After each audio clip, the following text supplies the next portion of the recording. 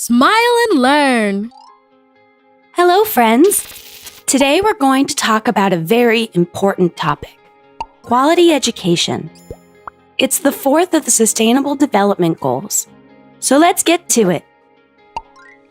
Education is the process that gives people access to knowledge.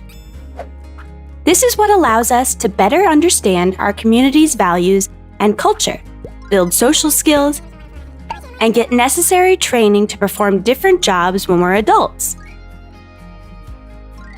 All these things make quality education extremely important for a fulfilling and independent life.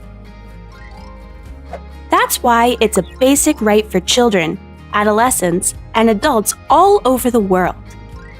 This is also why it's the fourth Sustainable Development Goal to ensure that this right is respected and that children, adolescents, and adults have access to the education system. According to data from the United Nations, more than 260 million children in the world are still not attending school. Or rather, they cannot go to school. You heard right. There are more than 260 million children around the world who do not or cannot go to school. Isn't that unbelievable?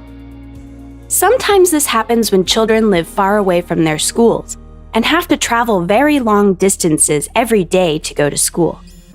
Can you imagine walking 3 hours to school and then 3 hours back?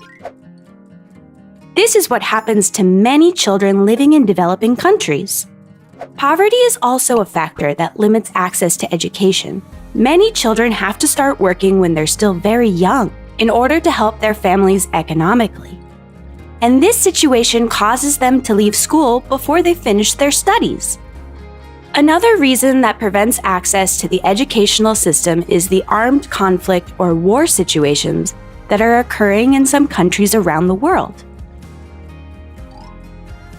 Did you know that there are some places in the world where young and teenage girls do not have the same opportunities to go to school as boys?